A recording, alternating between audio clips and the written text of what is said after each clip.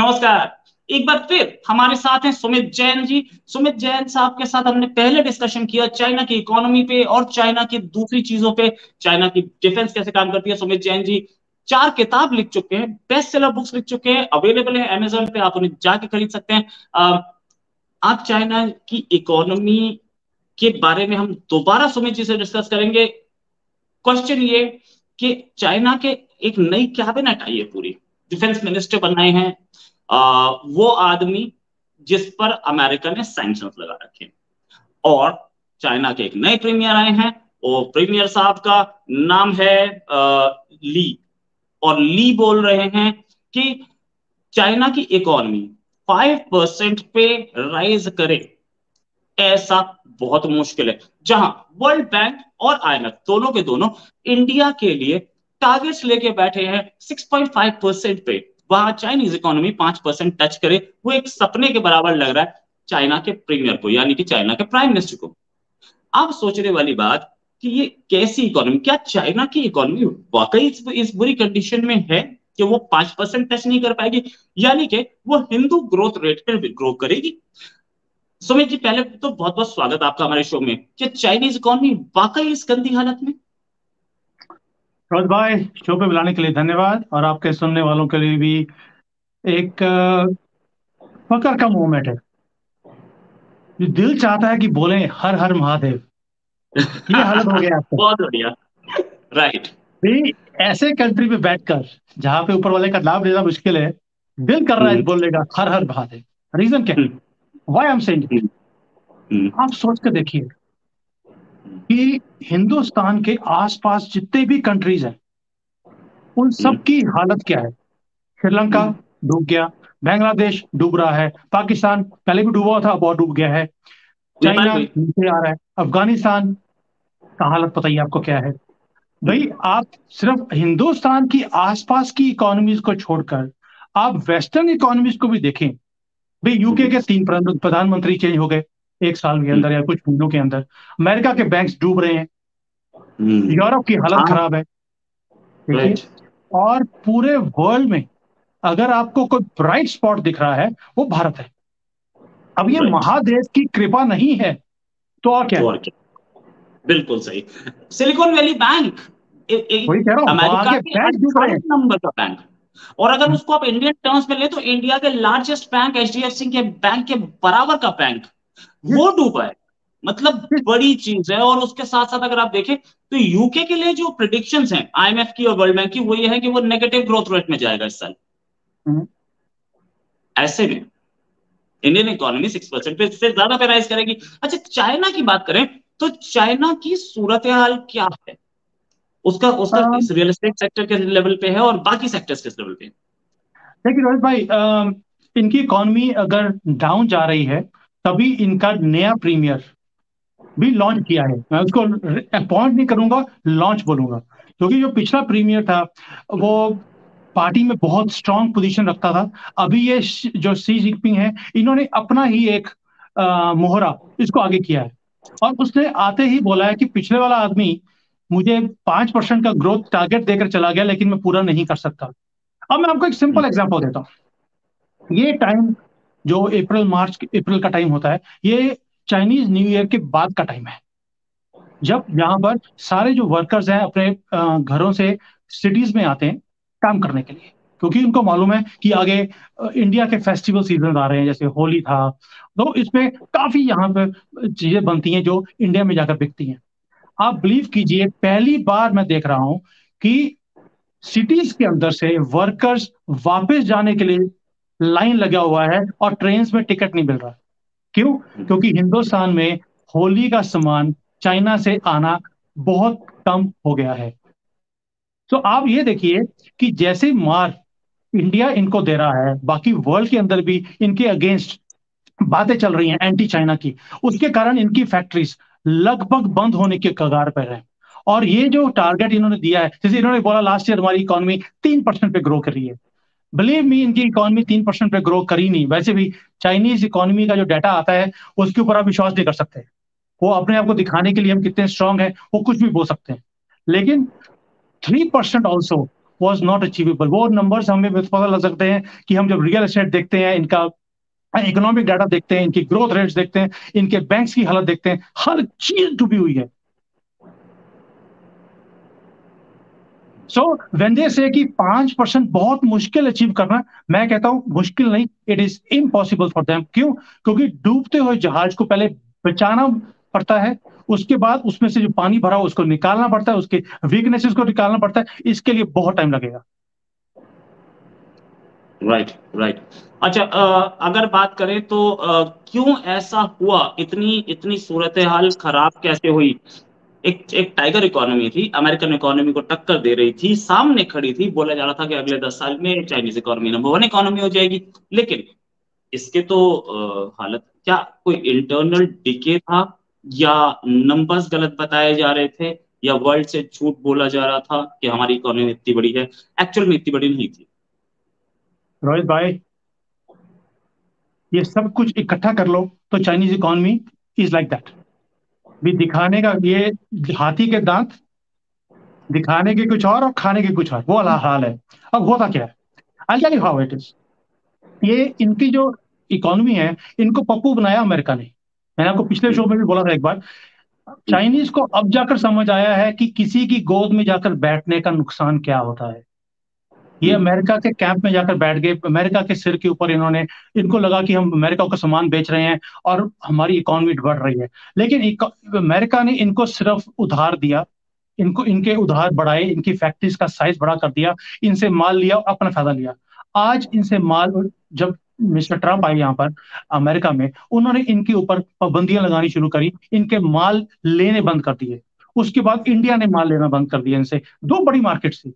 आप सीधा देखिए, आप सीधा हिसाब लगाइए, जब बहुत बड़ी मार्केट्स, एक अमेरिका की और हिंदुस्तान की, जब आप इनसे माल लेना बंद कर देंगे, ड्रैगन को खाना चाहिए और ड्रैगन का खाना है एक्सपोर्ट। जब आपकी इनकी एक्सपोर्ट्स बंद करते हैं, इनकी इकोनॉमी बैठ जाएगी। क्यों? फंडामेंटल स्ट्रांग नहीं है। ये एक्सपोर्ट बेस्ड इकोनॉमी है, ना कि सेल्फ सस्टेनिंग इकोनॉमी। हिंदुस्तान की इकोनॉमी सेल्फ सस्टेनिंग है, हम लोग खुद प्रोड्यूस करते हैं और खुद कंज्यूम करते हैं। This economy can not run the way it is running. Right, right. अच्छा, अगर अगर इसको देखें तो क्या हम फ्यूचर देख रहे हैं, क्या चाइनीज इकोनॉमी अब डाउनफॉल पे ही रहेगी, कभी भी अमेरिका को टेक ओवर नहीं कर पाएगी, या कर जाएगी, ओवरटेक कर जाएगी अमेरिका को? पहले एक नंबर्स थे कि 2024 में चाइनीज इकोनॉमी अमेरिकन इकोनॉमी को, कोई बोल रहा था 2023 में, कोई 2024 बोल रहा था, अभी बोल रहा है कि 2035 तक ये अमेरिकन इकोनॉमी को टेक ओवर नहीं कर सकते। And this is a fact. मैं तो ग्राउंड पे, जब आज भी मैं, आप बिलीव कीजिए, आज मैं एक बोर्ड मीटिंग में गया हुआ था कंपनी के अंदर, और वो company is multi billion dollar company. उसके जो कई एम्प्लॉयज हैं जिनको निकाल दिए इन्होंने। क्यों? इकोनॉमी चल नहीं रही, कंपनी में सेल्स नहीं है, एक्सपोर्ट्स नहीं है, इंटरनल कंजम्पशन नहीं है। जो एम्प्लॉयज निकले थे उनमें से कई लोगों ने आके प्रोटेस्ट भी किया। देवर सेइंग कि जैसे हमारे हिंदुस्तान में वो कौन सी कंपनी है, जोमेटो है, जो जोमेटो जैसे होता है, स्विगी होते हैं जो घर में आपके खाना डिलीवर करते हैं। Vice president of that company today, वो आज स्विगी में या जोमेटो में डिलीवरी बॉय का काम कर रहा है। आप सोच के देखिए, ये बड़े बड़े एग्जेक्टिव्स का हाल है कंपनीज के अंदर। तो ये एक कंपनी का हाल नहीं है, मैं आपको अक्रॉस द बोर्ड कितनी कंपनीज बता सकता हूं जिनकी हालत ऐसी हो गई है कि उन्होंने अपने एम्प्लॉयज को 50% 60% सेंस पर लेकर आ गए हैं। अब ये बताइए कि अगर इनकी इकोनॉमी इतनी ही स्ट्रांग होती तो इनके बिलियनियर्स, जैसे हमने पिछले शो में देखा था कि इनके बिलियनियर्स कंट्री छोड़ छोड़ के भाग रहे हैं, एम्बेसीज के बाहर लाइन लगी हुई है कि प्लीज हमें वीजा दे दो, हम अपनी कंट्री को छोड़कर आपकी कंट्री में रहने को तैयार हैं। अब पाकिस्तान का देखिए, उनके लोग कंट्री छोड़ छोड़ के भाग रहे हैं, और इटली के पास उनकी शिप, जो बोट मिली है उनकी डूबी हुई, उसमें सारे पाकिस्तानी निकले। क्यों ऐसा है कि ऐसी कंट्रीज में से लोग भाग रहे हैं?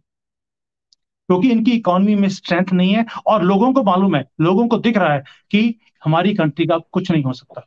जब ये चीज डाउन द लाइन लोगों को समझ आनी शुरू होती है, तभी लोग भागते हैं।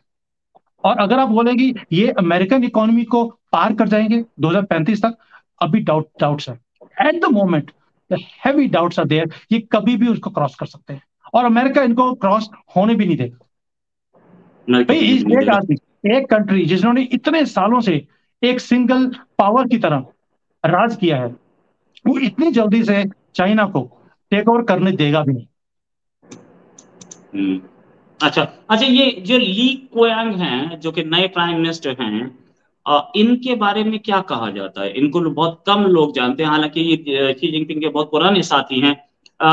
कैसे आदमी हैं? क्या इनका फोकस है, या नई पूरे एडमिनिस्ट्रेशन का फोकस बिजनेस पे रहेगा या इकोनॉमी पे रहेगा, या वो लोग सिर्फ इस चीज पे कंसोलिडेट करेंगे कि शी जिनपिंग अपनी कुर्सी पे बैठे रहे, हम कंसोलिडेट होते रहे, कुछ सद्दाम हुसैन टाइप बैठ जाए? जो ये नया प्रीमियर आया है, इनका नाम है ली चियांग। तो हम्म। ये इन्होंने जो इनका प्रेडिसेसर था, जिसका नाम था ली खचियांग, वो बहुत स्ट्रांग आदमी था एक। लेकिन वो एक एक तरह से अपना इंडिपेंडेंट एक व्यू पॉइंट भी रखते थे वो। एंड पार्टी जो सर्कल्स रहता है इनका, जो मेन इनका पार्टी सर्कल है, टॉप के जो 7-8 लोग हैं, उसके अंदर बहुत स्ट्रांग पोजीशन थी उनकी, जो पिछले प्रीमियर थे। अब उनके उसको निकाला गया है, रीजन बीइंग वो एक तरह से एक सेकंड पावर थे सी जिनपिंग के। तो उनको हटाकर अब Xi Jinping has become all powerful. इनके टक्कर का कोई और आदमी इस पार्टी में है ही नहीं। तो ये जो हम्म। आदमी है, ये ही इज वेरी क्लोज। जो अभी जो हम्म। प्रीमियर आए हैं, ये शी जिनपिंग के बहुत क्लोज है। जो वो बोलेंगे वही ये बोलेंगे। तो ये एक हम्म। तरह से रबर स्टैम्प है। तो अब ये वो काम करने वाले हैं जो वो शी जिनपिंग चाहते हैं। अब शी जिनपिंग क्या चाहते हैं, वो उनका उनकी अगर आपने पॉलिसी देखा होगा, तो इन्होंने आकर पहली बात बोली कि मेरा जो स्टैंड है वो रहेगा कि हम जो इंस्टीट्यूशन हैं चाइना के, उनको स्ट्रॉन्ग करेंगे। What is institutions of China? जितनी भी स्टेट ओन्ड कंपनीज हैं, जो स्टेट ओन्ड कंपनी जैसे पीएसयूज बोलते हैं इंडिया में, पब्लिक सेक्टर अंडरटेकिंग्स, वैसे ही चाइना में भी पब्लिक सेक्टर अंडरटेकिंग्स है। उनके उनको हम स्ट्रॉन्ग करेंगे। दैट मीन्स जो प्राइवेट कंपनीज हैं, उसको हम थोड़ा आहिस्ता आहिस्ता वीक करना शुरू करेंगे, या कंट्रोल्स उनसे वापस लेंगे और उनको दोबारा से पब्लिक सेक्टर में लेके आएंगे। अब ये चीज 30 साल 40 साल पहले चाइना में चलती थी, बिकॉज वो कम्युनिज्म सिस्टम था। शी जिनपिंग हम्म। दोबारा से वो सिस्टम लेके आना चाहते हैं जिसमें कि सेंटर के पास पूरी पावर हो, कंपनीज उनके कंट्रोल में रहें, उनकी बात के हिसाब से करें, और and then they donate to the party whenever the party ask. तो शी जिनपिंग एक्चुअली गाड़ी को वापस लेके जाना चाहते हैं, जो कि हिंदुस्तान के लिए बहुत अच्छी बात है। Right right. अच्छा, एक चीज और कि कैसे चाइना एक एग्रेसिव पॉलिसी अपना रहा है अपने नेबर्स के लिए या पूरी वर्ल्ड के लिए, बॉर्डर पे हर कंट्री के साथ बॉर्डर डिस्प्यूट्स हैं, ये गिरती हुई इकोनॉमी, क्या ये बॉर्डर डिस्प्यूट्स पे इम्पैक्ट देगी? क्या ये और एग्रेसिव होगा, या अपनी फाइनेंसेस को देखते हुए कहीं ना कहीं कदम पीछे उठा सकता कम्युनिज्म का एक रूल है रोहित भाई, ये अंगद की पैर की तरह है इनका। एक बार पैर रख दिया तो पीछे हटाते नहीं है। आप है? देखिए अच्छा। पुतिन को, उसने पैर हम्म। रख दिया, कुछ भी हो जाए, हम्म। वो पैर पीछे नहीं हटाएगा। वही हाल इनका भी है। And secondly, you have to understand one thing also. दुनिया में कभी भी कोई इकोनॉमी जब बहुत वीक, जो बहुत बड़ी ताकतवर इकोनॉमी वीक होती है, तो उसके पास एक ही हल होता है, वॉर। क्यों? वॉर। क्यों? वॉर। वो उसको युद्ध करना पड़ता है। जैसे अमेरिका, अमेरिका ने जब भी उसकी इकोनॉमी डाउन आई, उसने कोई ना कोई लड़ाई दुनिया में छेड़ी। पहले वियतनाम वॉर था, फिर अफगानिस्तान वॉर था। जब जब उसकी इकोनॉमी डाउन आई है, उसने युद्ध शुरू किया है। चाइना को भी समझ आ गया है कि अगर हमें आगे सरवाइव करना है, तो हमें कहीं ना कहीं जाकर युद्ध करना पड़ेगा, और युद्ध जीतना भी पड़ेगा। आपको क्या लगता है, ये ओवरनाइट जो सऊदी अरेबिया और ईरान की डील चाइना ने करवाई है, इसके पीछे खेल क्या है? हम्म। ताकि कल को जब चाइना कोई युद्ध करे, या ताइवान के साथ, या छोटी बहुत ही एक झड़प इंडिया के साथ करे, कुछ भी करे, उसको पीछे एक बहुत ताकतवर प्लेयर्स उसकी सपोर्ट में चाहिए। रशिया ने वो गलती किया कि उसने एकदम से बिना किसी सपोर्ट लिए उसने युद्ध कर दिया, और उसको सपोर्ट बहुत कम लोगों से मिला दुनिया में। लेकिन सी जिनपिंग ऐसा काम नहीं कर रहे, उसकी गलती से सीख रहे हैं। इसलिए उन्होंने सऊदी अरेबिया ईरान को इकट्ठा करके एक मैसेज दिया कि मेरे पास इतने स्ट्रांग एलाइज मेरे पीछे खड़े हैं, मेरे से पंगा मत लेना। क्यों? वो एग्रेसिवनेस दिखाकर, युद्ध जीतकर, वो अपना एक दबदबा दिखाना चाहते हैं, और अपनी कंट्री के अंदर भी लोगों का सपोर्ट लेना चाहते हैं कि ठीक है, आपकी इकोनॉमी डाउन है आज की डेट में, लेकिन आप अपनी कंट्री की स्ट्रेंथ देखिए। अब रोहित भाई, आज की डेट में इनके यहाँ पर जो प्रोपागेंडा चल रहा है, बिकॉज ये कम्युनिज्म में प्रोपागेंडा एक बड़े आम सी चीज है।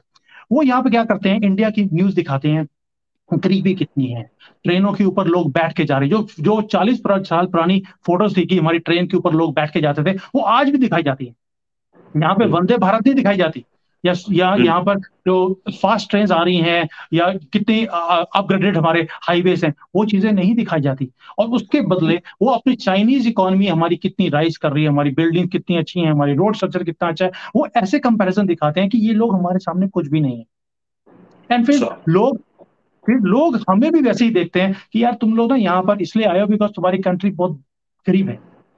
You see, hmm, so you see the propaganda that shows कि इनका जो स्टैंड है आगे फ्यूचर में जाकर वो और एग्रेसिव होने वाला है, ये कम नहीं होने वाला। तो इसीलिए हम्म, भारत को भी इससे सीखना चाहिए कि ये कभी भी कुछ भी कर सकते हैं, और after the Saudi Arabia Iran deal ये और अग्रेसिव होने वाले हैं, बिकॉज अब ये डील मेकर की तरह आने आ रहे हैं। राइट। अच्छा, दैट डील शोज मेकअप। ये और स्ट्रेंथ आने वाली है इनके पास।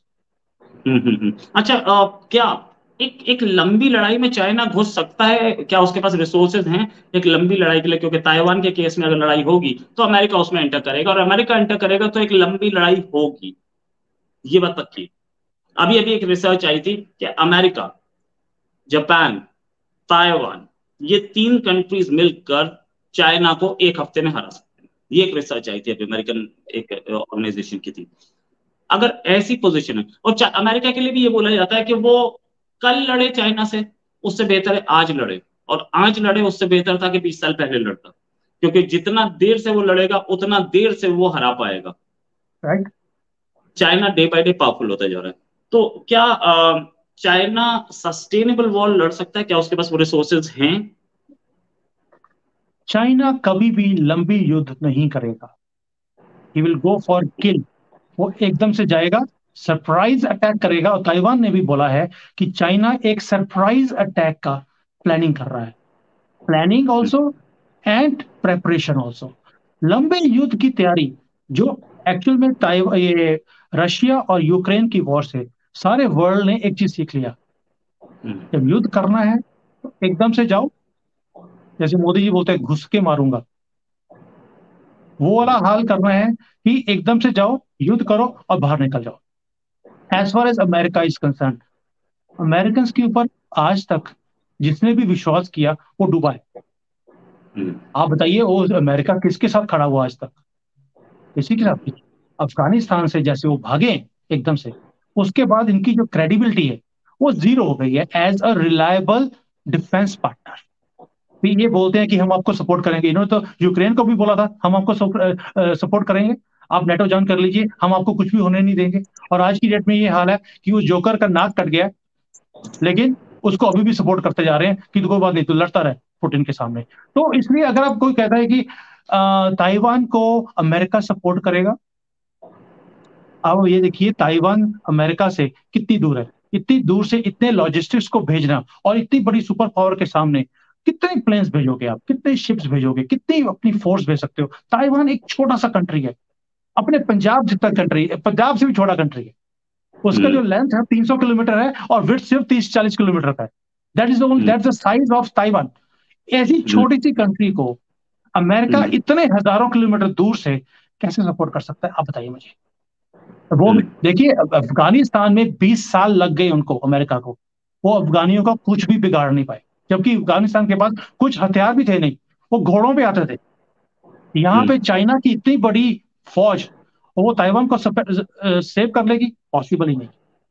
बिकॉज पहली बात ये, ताइवान के पास है क्या? ना तो तेल है, ना हथियार है, कुछ भी नहीं है। अमेरिका को इंटरेस्ट ही नहीं है वो आंखें दिखाने के लिए, and you can not rely American. So ये सिर्फ अमेरिका उसको तंग कर रहा है ताकि वो और वॉर पर जाए चाइना, और अमेरिका चाइना के ऊपर सैंक्शन लगा दे, और ये चाइना को भी मालूम है। इसलिए आपको पता होगा, पीछे एक रिपोर्ट भी आया था कि चाइना ने 5 साल के लिए अपने यहाँ पर फूड स्टोर करना शुरू कर दिया है, ताकि अगर कोई वो युद्ध हो और उसके ऊपर सैंक्शन लगे तो वो उसको सपोर्ट, अपनी कंट्री को सपोर्ट कर सकता है। But as far as long term war is concerned, जैसे आपने बोला, चाइना कभी भी एक लॉन्ग टर्म वॉर में जाएगा ही नहीं। It will be swift and overnight. Surprise attack. Right right.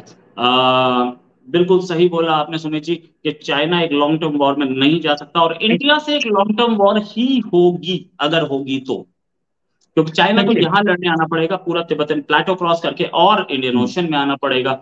इसलिए भी इंडिया से वॉर के चांसेस बहुत कम दिखते हैं, लेकिन फिर भी वी डोंट नो चाइना क्या करता है, कैसे करता है। इंडिया पूरी तरह से तैयार है, और चाइनीज इकोनॉमी भी इस समय तो सूरत हाल खराब है। आपके साथ एक डिस्कशन जल्दी और करेंगे चाइना की जो हथियार है उस पर। अभी के लिए नमस्कार, धन्यवाद, जय हिंद। रोहित भाई, खत्म करने से पहले एक चीज बता दूं। आपने बोला इंडियन ओशन, आपने बोला तिब्बतन प्लेटो, हम्म, पाकिस्तान को मत भूलना बीच में, क्योंकि वो भी चाइना के हाथों में बहुत बड़ा पप्पू बन रहा है, और हमें वहां से सावधान रहने की जरूरत है। ये बात धन्यवाद। सही है। धन्यवाद, थैंक्स, हर हर हर हर महादेव। महादेव।